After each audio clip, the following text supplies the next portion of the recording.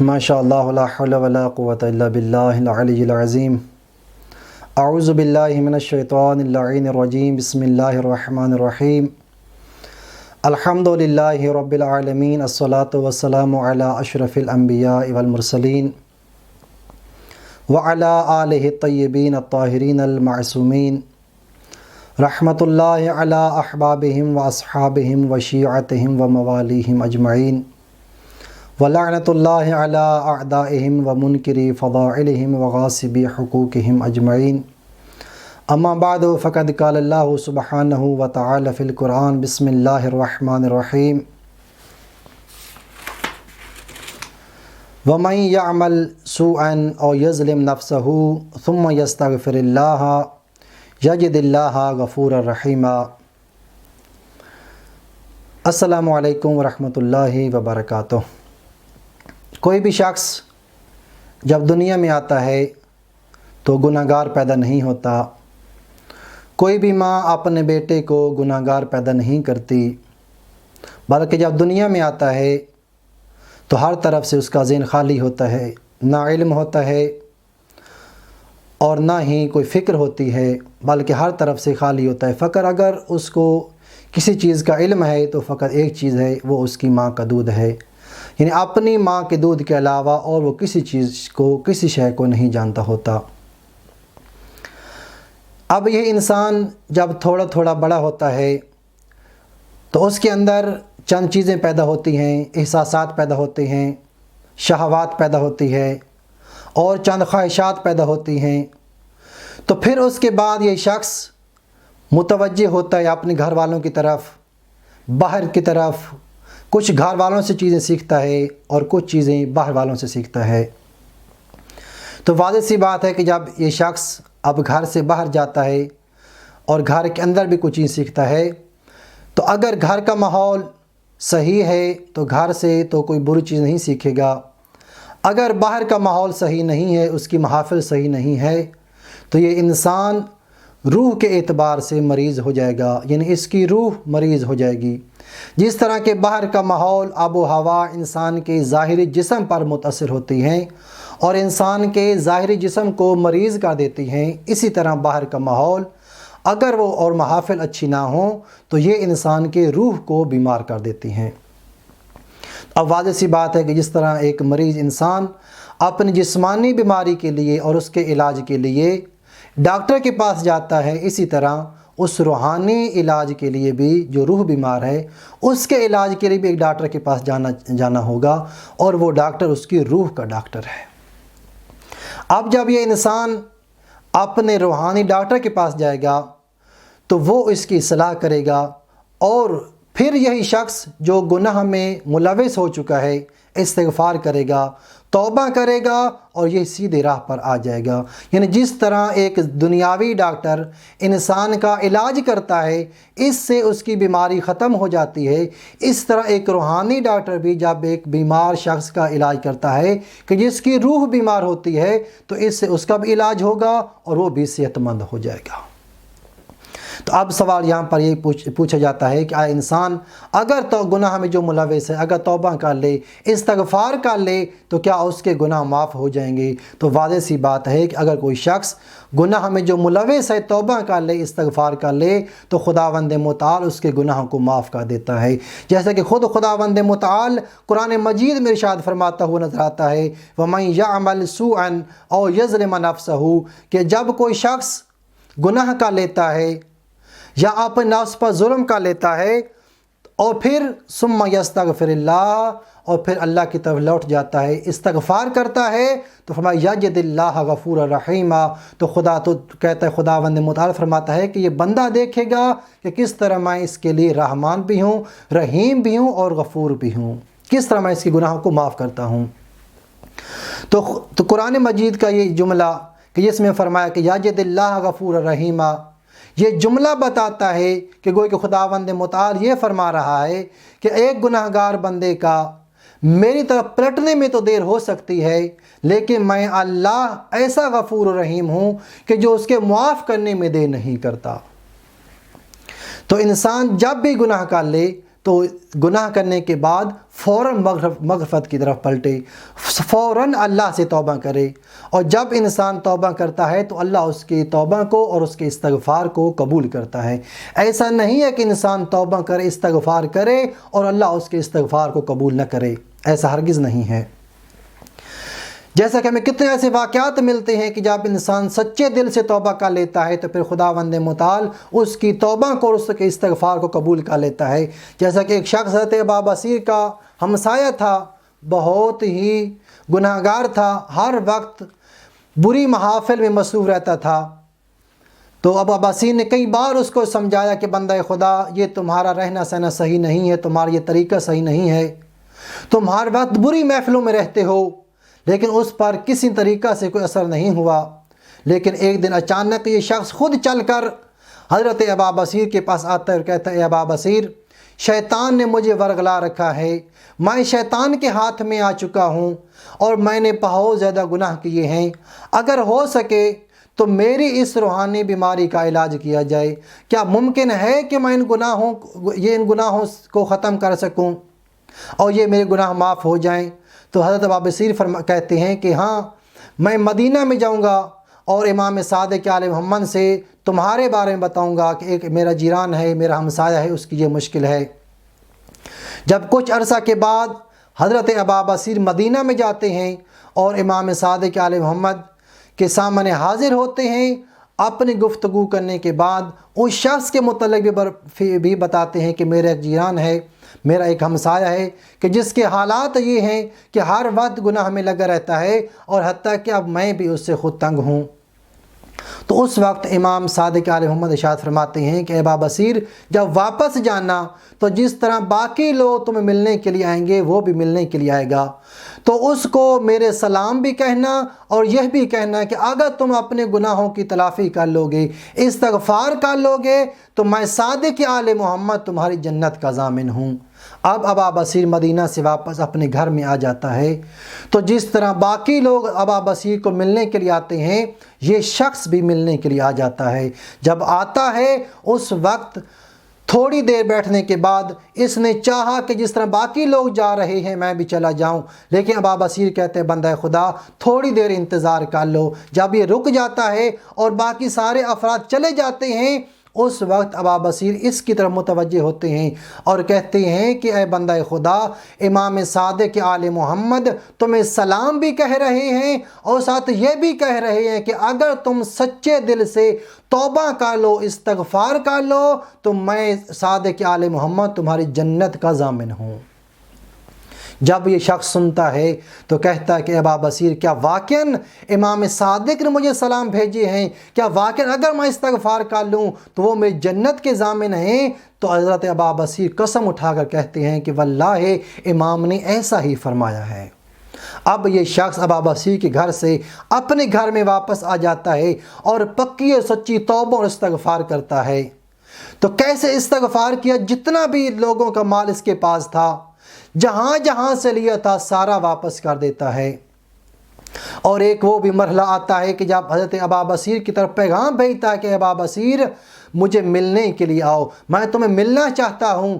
اب جب دوبارہ حضرت ابا بصیر آتے ہیں تو یہ اندر سے آواز دیتا ہے کہ ابا بصیر، میرے پاس پہننے کے لیے کچھ نہیں ہے، میں نے لباس نہیں پہنا ہے، جو کچھ میرے پاس تھا وہ میں سب کچھ لوگوں کا مال لوگوں کو واپس کر دیا ہے۔ تو یہ ہوتی ہے سچی توبہ، سچا استغفار ہی یہی ہے کہ انسان کے پاس جس کا بھی جو مال ہے وہ واپس کرے۔ اگر کوئی انسان فقط زبان سے کہتا رہے استغفر اللہ، تو اس کا یہ استغفار قبول نہیں ہوگا۔ جیسا کہ مولا کائنات امیر المؤمنین کے سامنے ایک شخص نے ایسا ہی کیا تھا، کہتا ہے استغفر اللہ، تو امام فوراً امام اس کی طرف متوجہ ہوتے ہیں اور کہتے ہیں کہ بندہ خدا، تو جانتا ہے بھی کیا کہہ رہا ہے، استغفار ایسے نہیں ہوتا۔ فرمایا استغفار کی چاند ایک شرائط ہیں، ان میں سے پہلی شرط یہ فرمایا الندم علی ما مضی، کہ جو کچھ پہلے گناہ کر چکے ہو اس پر نادم ہو جاؤ۔ استغفار کی پہلی شرط بتائی کہ نادم ہو جاؤ، اور پھر فرمایا العزم علی ترک العود الیہ ابدا، پھر دوبارہ جو بھی گناہ کیا ہے اس کی طرف پلٹ کر نہ جانا، یہ دوسری شرط ہے۔ اور تیسرا فرمایا تھا امام نے کہ ان تعدی الی المخلوق حقوقہم، کہ لوگوں کے جتنے بھی حق کھائے ہیں، جتنا مال لوگوں کا تمہارے پاس ہے، وہ پہلے حقوق ان کے ادا کرو۔ اگر یہ کام نہیں کرو گے تو فرمایا جتنا بھی استغفار کہتے رہو زبان سے، تم اس کا کوئی فائدہ نہیں ہوگا۔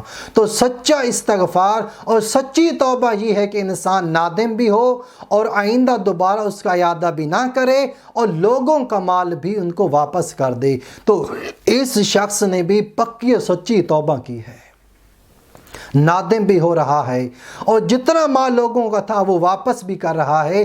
اسی لیے تو آج اس مقام پہ پہنچا ہے کہ پہننے کے لیے کچھ بھی نہیں ہے۔ اب اس کے بعد کچھ عرصہ گزرتا ہے کہ یہ شخص بیمار ہو جاتا ہے، اور دوبارہ ابا بصیر کو پیغام بھیجتا ہے کہ ابا بصیر میں بیمار ہو گیا ہوں۔ جب ابا بصیر آتے ہیں تو یہ بیماری کی وجہ سے اس کو غش آ جاتی ہے، بے ہوش ہو جاتا ہے۔ جب تھوڑی دیر کے بعد فاقہ ہوتا ہے تو مسکراتا ہوا نظر آتا ہے، اور ابا بصیر سے مخاطب ہو کر کہتا ہے کہ ابا بصیر، جو صادق آل محمد نے مجھ سے وعدہ کیا تھا اس کو پورا کر دکھایا۔ یعنی جو امام صادق آل محمد نے یہ کہا تھا کہ اگر تم پکی اور سچی توبہ کر لو تو میں تمہاری جنت کا ضامن ہوں، تو فرمایا جس طرح میں نے پکی اور سچی توبہ اور استغفار کیا ہے تو اسی طرح صادق آل محمد نے بھی مجھے جنت دے دی ہے۔ تو اگر انسان تہ دل سے، سچے دل سے توبہ کر لیتا ہے تو خداوند متعال اس کو جنت عطا کرتا ہے۔ تو اب جب انسان نے استغفار کرنا ہے، توبہ کرنی ہے، گناہ میں ملوث ہو جاتا ہے تو توبہ اور استغفار کیسے کرے؟ تو انسان کے پاس گناہوں سے بچنے کے لیے اور گناہوں سے پاک ہونے کے لیے، اس کی مغفرت کے لیے سب سے جو بڑی چیز انسان کے پاس ہے وہ استغفار ہے۔ جیسا کہ خود معصومین ارشاد فرماتے ہیں کہ سلاح المذنب الاستغفار، کہ مذنب وہ شخص جو گناہگار شخص ہے، اس کے پاس سب سے جو قیمتی ہتھیار ہے فرمایا وہ استغفار ہے۔ استغفار کرو گے تو انسان کے گناہ معاف ہو جائیں گے۔ اب سوال یہ پیدا ہوتا ہے کہ جب انسان استغفار کرنا ہے تو کس وقت استغفار کرے کہ انسان کی وہ دعا اور انسان کا استغفار جلدی قبول ہو جائے؟ تو یہاں پر جب ہم قرآن مجید اور روایات کو دیکھتے ہیں تو ہمیں 3 ایسے مقامات نظر آتے ہیں اور 3 ایسے اوقات نظر آتے ہیں کہ جس میں استغفار کرنا زیادہ مناسب ہے۔ ان میں سے پہلا وقت فرمایا کہ جب بھی انسان گناہ کرتا ہے یا اس کی طرف متوجہ ہوتا ہے تو فوراً توبہ کرے، فوراً استغفار کرے۔ اور اسی بات کی طرف قرآن مجید نے بھی اشارہ کیا ہے، سارعوا الی مغفرۃ من ربکم، کہ جب تم کوئی گناہ کا لیتے ہو تو جلدی کرو استغفار کی طرف۔ اگر استغفار کی طرف جلدی نہیں کرو گے تو یہاں پر امام باقر علیہ السلام ارشاد فرماتے نظر آتے ہیں کہ اگر کوئی شخص جان بوجھ کر جب گناہ کر لیا ہے استغفار نہیں کرتا ہے تو گویا کہ وہ شخص ہے کہ جو اسی گناہ کو بار بار تکرار کر رہا ہے، اسی گناہ کا اعادہ کر رہا ہے۔ تو پہلا وقت کہ جو ہی انسان گناہ کرے تو فوراً استغفار کرنا ہے۔ اور دوسرا وقت فرمایا سحر صبح کا وقت ہے، تہجد کا وقت ہے، نماز صبح سے پہلے کا وقت ہے، اور یہ وہ وقت ہے کہ جس میں انبیاء کرام اور ائمہ علیہ السلام استغفار کیا کرتے تھے۔ گویا کہ اس وقت میں استغفار کرنا یہ انبیاء اور ائمہ علیہ السلام کی سنت ہے، اور اسی وقت کی طرف خود قرآن نے بھی اشارہ کیا ہے، فرمایا وَبِالْأَسْحَارِهِمْ يَسْتَغْفِرُونَ، یہ وہ لوگ ہیں کہ جو صبح کے وقت استغفار کرتے ہیں۔ اور تیسرا وقت وہ صبح کی نماز کے بعد کا وقت ہے کہ جس کے بارے میں خود امام باقر علیہ السلام ارشاد فرماتے ہیں کہ اگر کوئی شخص صبح کی نماز کے بعد 70 مرتبہ استغفار کرتا ہے تو خداوند متعال اس کے 70,000 گناہ معاف کر دے گا، اگرچہ وہ سارے کے سارے گناہ ایک ہی دن میں کیوں نہ کیے ہوں۔ اور اسے تیسرے وقت کی طرف امام صادق آل محمد نے بھی اشارہ کیا ہے اور فرمایا اگر کوئی شخص صبح کی نماز کے بعد 70 مرتبہ استغفار کرتا ہے تو فرمایا اس کے خداوند متعال 700 گناہ معاف کر دے گا۔ اور پھر فرمایا اگر اس کے اپنے 700 گناہ نہیں ہیں یا اصل گناہ اپنے نہیں ہیں تو پھر خداوند متعال اس کے والد کے گناہ معاف کر دے گا۔ اگر اس کے والد کے بھی اتنے گناہ نہیں ہیں، پاک دامن ہے، تو فرمایا پھر اس کی والدہ کے 700 گناہ معاف ہو جائیں گے۔ اور پھر فرمایا اگر اس کی ماں کے بھی گناہ نہیں ہیں، وہ بھی پاک دامن ہے، تو فرمایا اس کے بھائی کے گناہ معاف ہو جائیں گے۔ اور اگر اس کے بھائی کے بھی گناہ نہیں ہیں تو پھر فرمایا اس کی بہن کے گناہ معاف ہو جائیں گے۔ اور پھر فرمایا وہ ایسا شخص ہے کہ جس کی ماں کے بھی گناہ نہیں ہیں، اس کے باپ کا بھی کوئی گناہ نہیں ہے، اس کے بہن بھائیوں کے بھی کوئی گناہ نہیں ہے، تو پھر فرمایا خداوند متعال اس کے قوم اور قبیلے والوں کے گناہ معاف کر دے گا۔ تو یہ صبح کا وقت ہے، نماز کے بعد کا ایک وقت ہے کہ جو استغفار کے لیے مناسب ہے۔ آخری جملہ اور آپ کی زحمتوں کو تمام، آخری جملہ یہ ہے کہ جب استغفار کرنی ہے تو ہمیں استغفار کا فائدہ کیا حاصل ہوگا، استغفار کا فائدہ کیا ہے۔ اگرچہ استغفار کے بہت سے فوائد ہیں، اس میں سے 4 میں ذکر کرنا چاہتا ہوں۔ 2 کا تعلق اس دنیا کے ساتھ ہے اور 2 کا تعلق آخرت کے ساتھ ہے۔ پہلا فائدہ کہ جس کا تعلق آخرت کے ساتھ ہے، جب انسان استغفار کرے گا تو خداوند متعال اس کے گناہ معاف کر دے گا اور وہ سیدھا جنت میں چلا جائے گا۔ یہ پہلا فائدہ ہے اور یہ اخروی فائدہ ہے۔ اور دوسرا فائدہ جو اخروی فائدہ ہے، جب کوئی شخص گناہوں سے استغفار کرے گا تو اس کو اللہ کی رحمت نازل ہوگی، اس پر اللہ کی رحمت نازل ہوگی اور اللہ کی رحمت اس کو شامل حال ہوگی۔ یہ دوسرا۔ اور تیسرا جس کا تعلق دنیا کے ساتھ ہے، اگر کوئی انسان استغفار کرتا ہے تو اس کو دنیا میں فائدہ یہ حاصل ہوگا اس شخص کو کہ اس کے جتنے بھی مشاکل دنیا کی ہیں فرمایا وہ حل ہو جائیں گی۔ جیسا کہ خود رسول اسلام ارشاد فرماتے ہوئے نظر آتے ہیں، من لازم الاستغفار جعل اللہ له من کل ہم فرجا ومن کل ضیق مخرجا، کہ جب کوئی شخص استغفار کرتا رہتا ہے تو پھر خداوند متعال اس کی ہر قسم کی مشاکل کو حل کرتا ہے۔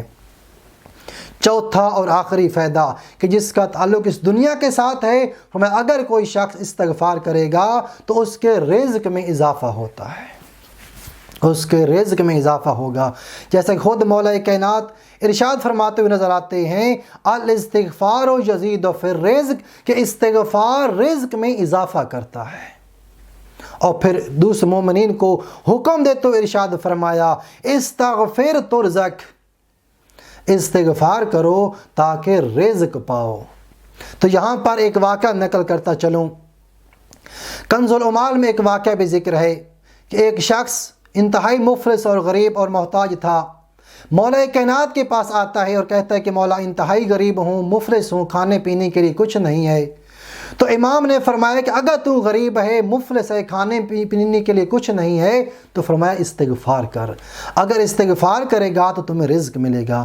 اب یہ شخص واپس اپنے گھر میں چلا جاتا ہے، استغفار کرتا رہتا ہے لیکن کچھ رزق میں اضافہ نہیں ہوتا ہے۔ کچھ عرصہ کے بعد دوبارہ واپس آتا ہے اور کہتا ہے کہ مولا میں نے استغفار کیا ہے لیکن اس کے باوجود میرے رزق میں اضافہ نہیں ہوا ہے۔ تو امام فرماتے ہیں کہ ممکن ہے کہ تو نے صحیح طور پر استغفار نہیں کیا ہے۔ تو یہ پوچھتا ہے کہ مولا کس طرح صحیح طور پر استغفار کرنا ہے؟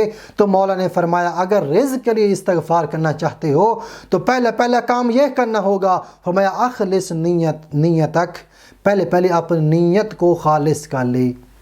دوسرا فرمایا وَأَطِیعْ رَبَّک، اور اپنے رب کی اطاعت کر۔ اپنی نیت کو خالص کرنے کے بعد، اللہ کی اطاعت کرنے کے بعد پھر فرمایا اب کہے اللہم انی استغفرک من کل ذنب، بار الہ میں تمہارے سامنے اپنے ہر گناہ کی استغفار کرتا ہوں۔ اور پھر کہا یہ بھی آخر میں جملہ کہنا کہ صلی علی خیرتک من خلقک محمد النبی صلی اللہ علیہ وآلہ وسلم وآلہ الطیبین الطاہرین وفرج عنی، یہ کہنے کے بعد جب یہ اس طرح کی دعا مانگو گے تو خداوند متعال تمہارے رزق میں اضافہ کرے گا۔ اب یہ شخص واپس چلا جاتا ہے، جب واپس آ جاتا ہے اپنے وطن میں، اس طرح استغفار کرتا ہے جس طرح مولا کائنات نے کہا ہے، تو یہ خود کہتا نظر آتا ہے کہ اس کے بعد میرے رزق میں اضافہ ہوا، بہت میں مالدار ہو گیا۔ تو آج رمضان کا مہینہ ہے، ہم بھی مل کر خداوند متعال سے دعا کرتے ہیں کہ بار الہ، ہم بھی تیرے گناہگار بندے ہیں، ہمارے گناہوں کو معاف فرما۔ والحمدللہ رب العالمین۔